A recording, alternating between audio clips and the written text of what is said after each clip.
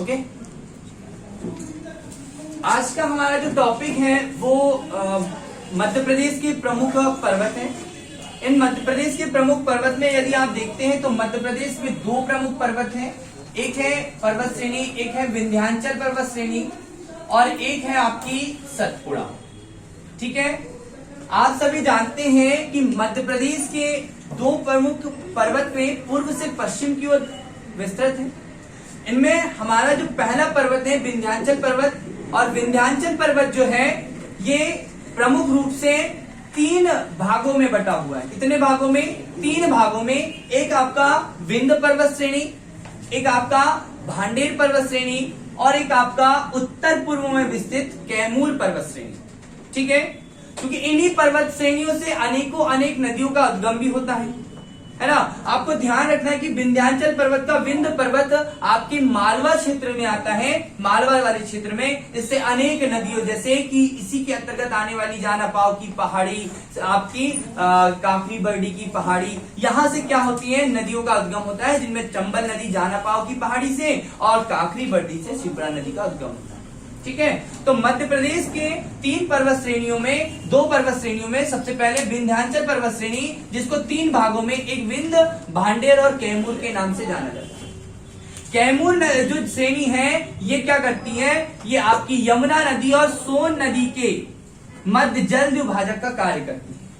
कैमूर श्रेणी यमुना नदी और सोन नदी के मध्य जल विभाजक का कार्य करती है। प्रश्न यहां से आता है, प्रश्न ये होता है कि कैमूर जो श्रेणी है इसी से केन नदी का भी उद्गम होता है और यहीं के कैमूर के सतना के पास में तमसा कुंड है, तमसा कुंड है, यहां से टोंस नदी का भी उद्गम होता है। ठीक है, क्योंकि हम जब नदियां पढ़ेंगे तब हम आपको बताएंगे कि मध्य प्रदेश की प्रमुख नदियों में से कौन कौन से भाग हैं। तो आपको याद रखना है विंध्य श्रेणी, आपका एक भांडेर श्रेणी और एक आपकी कैमूर श्रेणी।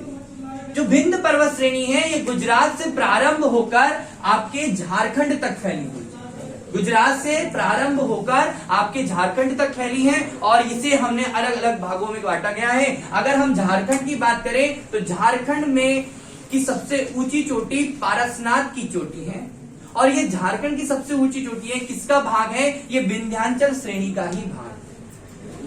ठीक है, यहां से एग्जाम में प्रश्न आने हैं, आपको ध्यान रखना है कि मध्य प्रदेश की विंध्याचल पर्वत श्रेणी गुजरात, मध्य प्रदेश, आपके उत्तर प्रदेश और झारखंड, बिहार तक के जाती है, याद रखेंगे। अगली जो हमारी विंध्याचल पर्वत श्रेणी है, यही विंध्याचल पर्वत श्रेणी दक्षिण पूर्व दिशा की ओर मुड़ जाती है और अमरकंटक, शहडोल, डिंडोरी जिले में ये जो है विंध्याचल पर्वत श्रेणी चंद्र आकार आकृति में, कैसी बेटा, चंद्राकार आकृति में ये दक्षिण पूर्व की ओर मुड़ जाती है और यही इसी श्रेणी को हम मैकाल श्रेणी कहते हैं। इसी भाग को हम क्या कहते हैं, मैकाल। और मैकाल पर्वत श्रेणी पर ही अमरकंटक स्थित है और इस अमरकंटक की चोटी इस विंध्याचल पर्वत की चोटी की मतलब विंध्याचल पर्वत की सबसे ऊंची चोटी। किसकी बात कर रहे हैं बेटा? अमरकंटक की चोटी। अमरकंटक की चोटी जो है वो 1050 मीटर ऊंची है। यहीं से अमरकंटक चोटी से आपको तीन नदियां नर्मदा, सोन और जोहिला नदी का उद्गम होता है। नर्मदा नदी पूर्व से पश्चिम की ओर जाती है, नर्मदा नदी पूर्व से पश्चिम की ओर जाती है, भ्रंश घाटी में बहती है, माने आपका विंध्याचल पर्वत और सतपुड़ा पर्वत के बीच में नर्मदा नदी बहती है। भांडेर, आपकी भांडेर श्रेणी होगी, विंध्याचल श्रेणी होगी, कैमूर श्रेणी होगी। अब कैमूर श्रेणी के पूर्व में,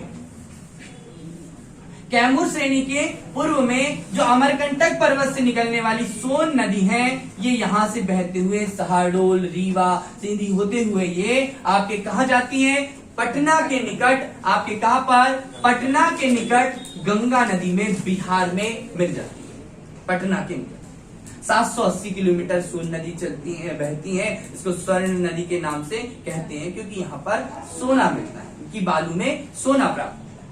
और यहीं पर जोहिला नदी भी आपकी पूर्व दिशा में बहती है और जाकर किसमें मिल जाती है, सोन में ही मिल जाती है।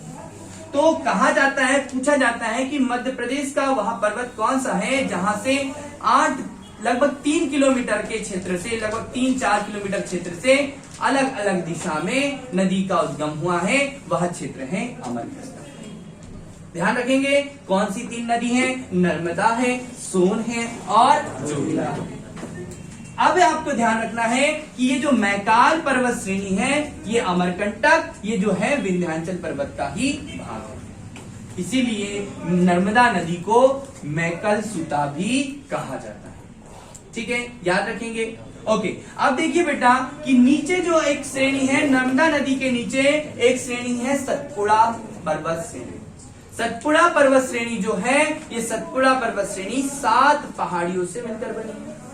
सतपुड़ा श्रेणी को अगर हम कहें तो सतपुड़ा और मैकाल मध्य प्रदेश के दक्षिण में पूर्व से पश्चिम दिशा में लगभग 1100 किलोमीटर, 1120 किलोमीटर, कितनी? पूर्व से पश्चिम दिशा में 1120 किलोमीटर फैली है। और यही क्षेत्र की अगर बात करूं, अगर मैं भौगोलिक दृष्टि से सतपुड़ा मैकाल क्षेत्र की बात करूं, तो ये लगभग 34,000 वर्ग किलोमीटर क्षेत्र में, माने मध्य प्रदेश के कुल क्षेत्रफल के 11% भाग में यह क्षेत्र विस्तृत है।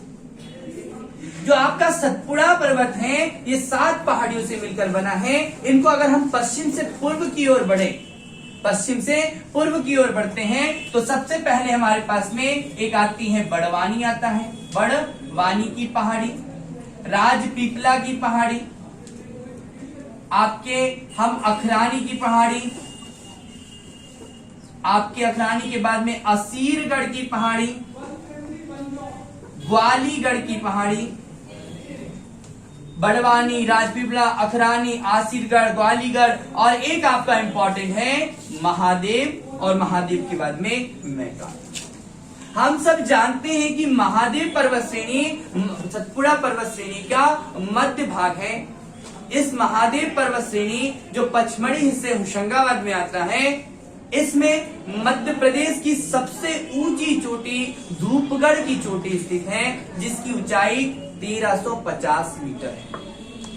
ठीक है, मध्य प्रदेश की सबसे ऊंची चोटी कौन सी है? धूपगढ़ की चोटी है, जो महादेव पर्वत श्रेणी में आती है। और महादेव पर्वत श्रेणी इस सतपुड़ा पर्वत श्रेणी के मध्य में स्थित है। ठीक है, होशंगाबाद की पचमढ़ी में धूपगढ़ की चोटी स्थित है, जो पूरे मध्य प्रदेश की सबसे ऊंची चोटी है। ऊंचाई अगर पूछे तो आपको ध्यान रखना, यहां पर 1350 मीटर इसकी ऊंचाई बताई। इसे पर्वतों की रानी कहा जाता है, यानी कि हमारे मध्य प्रदेश की शीतकालीन जो आपकी ग्रीष्मकालीन राजधानी कहा जाता है। ठीक है, ग्रीष्मकालीन यहाँ पर गर्मी के समय में राजधानी बनाई गई है, तो ये आपको थोड़ा सा ध्यान रखना है। यहाँ से प्रश्न पूछा जाता है। सतपुड़ा के इस मैकाल पर्वत श्रेणी से ताप्ती नदी का उद्गम होता है, जो पूर्व से पश्चिम दिशा में बहती है, जो पूर्व से पश्चिम दिशा में बहते हुए खंबात की खाड़ी में जाती है। तो एग्जाम में यहाँ से इन्हीं चोटियों से, इन्हीं श्रेणियों से प्रश्न पूछे जाते हैं, जो आपको याद रखना है।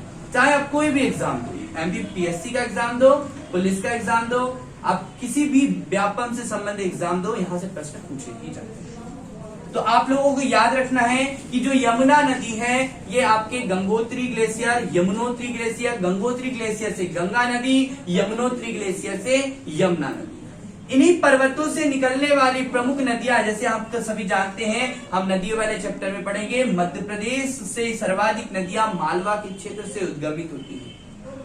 ठीक है, मालवा के क्षेत्र में जैसे ही हम चंबल, छिपरा, काली सिंध, बेतवा, है ना, इनके बारे में, पार्वती, इनके बारे में चर्चा करेंगे, तो आपको पूरे के पूरे समझ में आ जाएगा कि नर्मदा नदी के उत्तर वाले भाग में इस मालवा से कितनी सारी नदियों का उद्गम। ठीक है, तो आप इस वीडियो को देखिए और विंध्य पर्वत और सतपुड़ा पर्वत से आने वाले सभी प्रश्नों को आप भली भांति हल कर सकते हैं। ठीक है, थैंक यू।